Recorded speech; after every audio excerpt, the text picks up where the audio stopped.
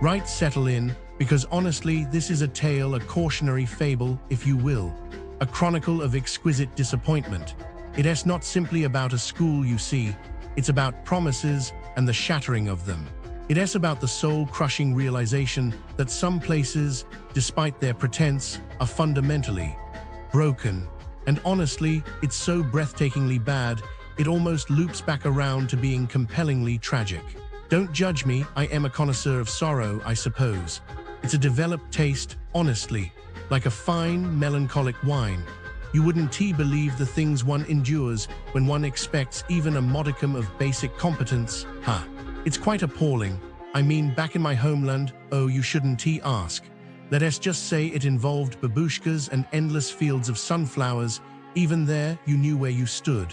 A blunt, perhaps brutal honesty reigned. Here it's a glossy facade over, let's call it a chasm of despair. I arrived at the Northern School of Art, Hartlepool, full of, well, expectation. Immense expectation. My family, you see, they invested everything. Sold trinkets, scrimped and saved, sacrificed so I, their darling, could chase this dream. A dream of artistic fulfillment. It sounds terribly dramatic, doesn't it? Like a Victorian novel. Which honestly is about the right era for the level of neglect I experienced. They promised things, oh, the promises. At the university fair, so gleaming and bright, they painted this idyllic portrait. Dedicated computer access for every student. They declared, a lie, a transparent, shimmering lie. It was the first crack in the veneer, wasn't it? Like spotting a hairline fracture in a porcelain doll, knowing the whole thing is doomed. I remember thinking, how peculiar. Why imply something so readily disprovable?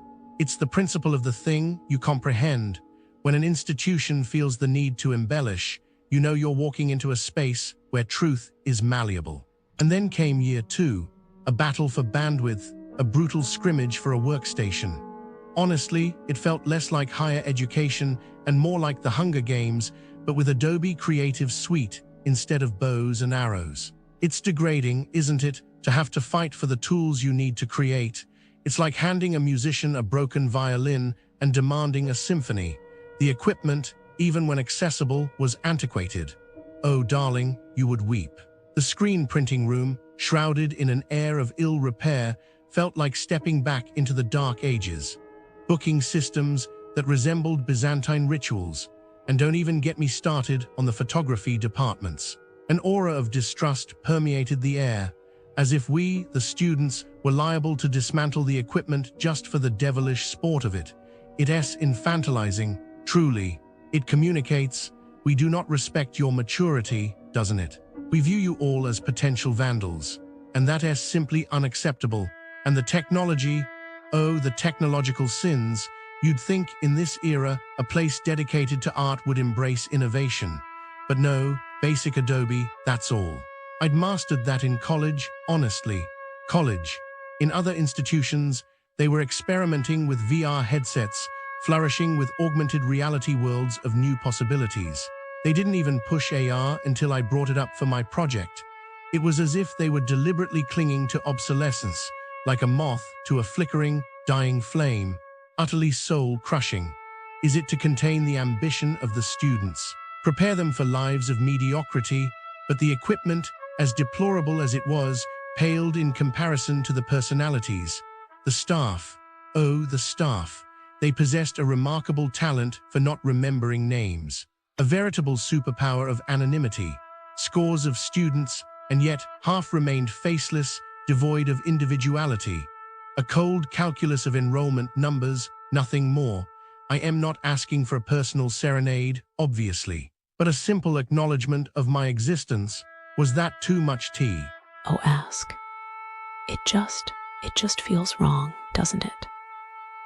You're paying them for education. You deserve the basic common courtesy of having your name remembered. And then there was the head of department, a woman of glacial severity. After I confided in her about a problem I was experiencing, a rather sensitive matter, You know, I'm looking into crimes near the Northern School of Art, Hartlepool, and oh my goodness, it's just like so many scams and frauds happening around there, you know. Businesses near the Northern School of Art, Hartlepool are like super shady, you know. They think they can just get away with selling illegal stuff to tourists like you and get rich quick, like what's wrong with them, right? So there was this one convenience store near the Northern School of Art, Hartlepool, and they got caught selling illegal vapes and cigarettes, including to underage customers. Oh my goodness, can you believe it? Like, what kind of people do that? They must have thought they could just get away with it, but no, the authorities caught them, and now they lost their license. Good riddance, you know. I'm guessing the people who bought that stuff were probably super upset, like they thought they were getting a good deal, but really, they were just getting ripped off. And who knows what kind of health risks they were taking. It's just like so wrong, you know. And then there are those rogue traders and scammers. Oh my goodness, they're like everywhere near the Northern School of Art, Hartlepool, you know. They try to sell you stuff that's faulty or doesn't work, and then they just refuse to give you a refund or anything. Like, what kind of business is that?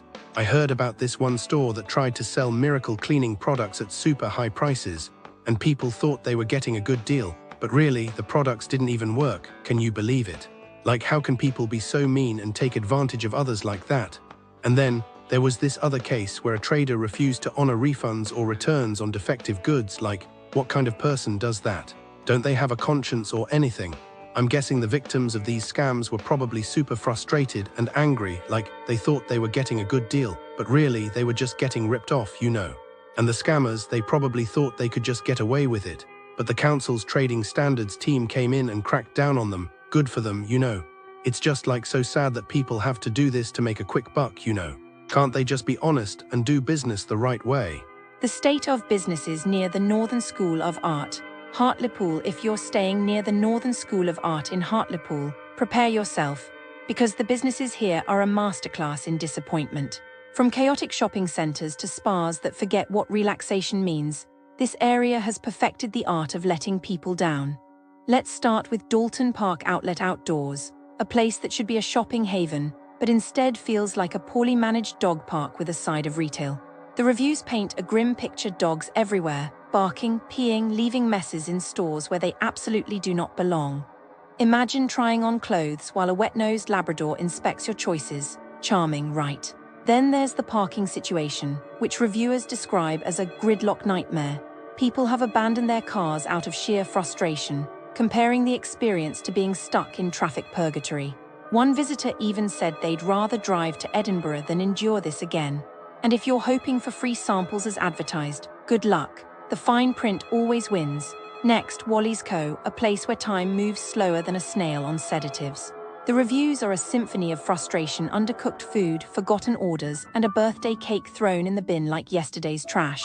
The cocktails, sometimes they just never arrive. And when they do, good luck getting the staff to care. One poor soul waited 40 minutes for breakfast, only to be told they had to hurry because the kitchen was closing, then reopening later.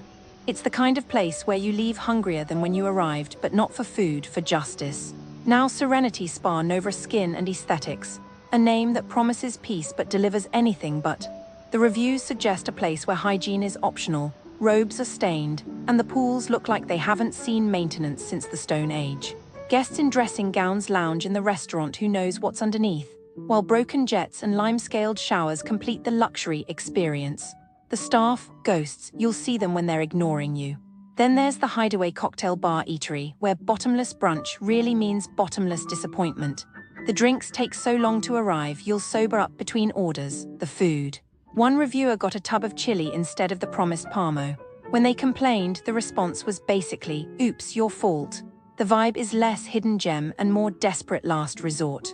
Even Ad Action, a service meant to help people, seems to specialize in bureaucratic nightmares. Clients